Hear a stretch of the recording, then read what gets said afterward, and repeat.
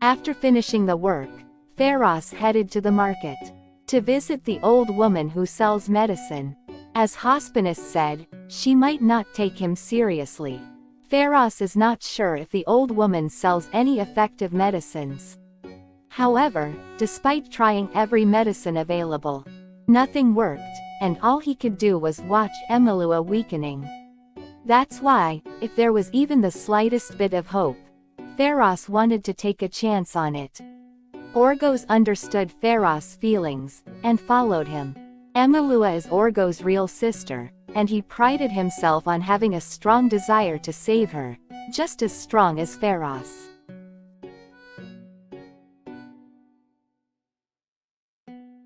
The market was bustling with workers, who had finished work, and it was more lively than it had been during the day.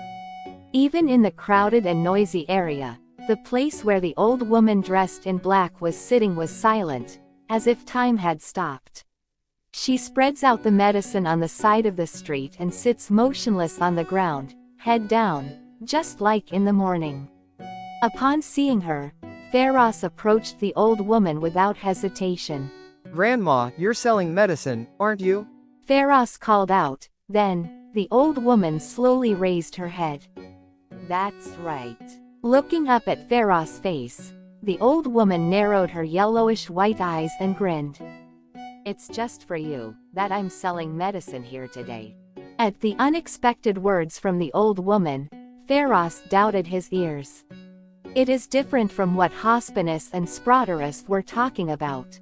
Pharos turned to face Orgos, who was standing behind him, and asked again.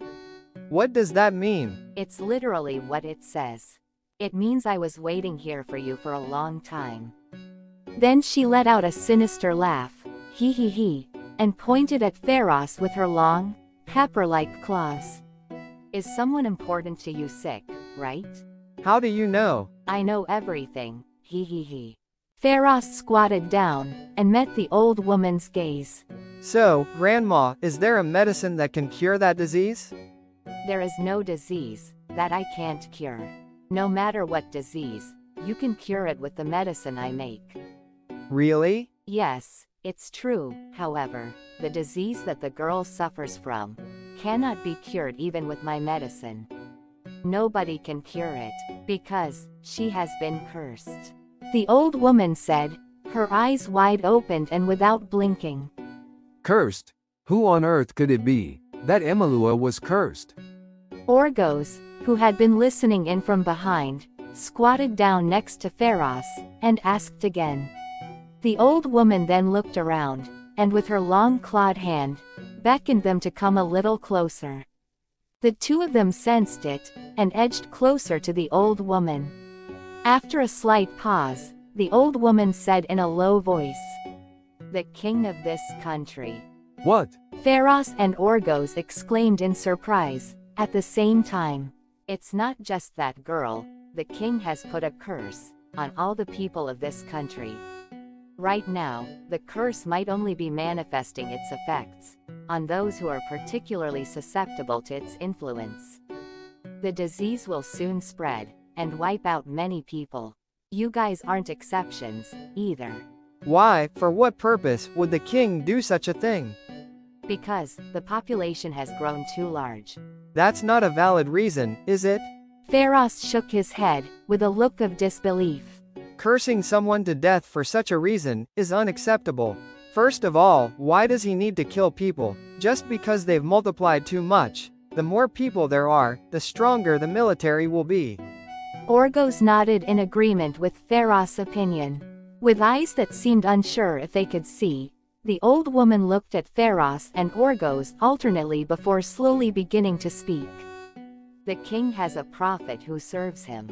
The prophet has seen the future of this country for a long time. The king has ruled the country according to that prophecy. The reason this country has grown so large without ever being defeated, no matter which country invaded it, is thanks to that prophet. The prophet then warned that a rebellion would be planned, due to the excessive population. Because civil war is the foremost cause of a nation's destruction. It must be prevented at all costs. And that rebellious energy is spreading unconsciously among the people. It is an easy task for kings and prophets to identify the masterminds and hang them. But that would just create more seeds of rebellion. That's why they spread disease through curses, and then distribute an antidote once the people have weakened to a certain extent. That's the way how the king wins people's trust. It would take a lot of casualties to do that. And your beloved girl is one of them.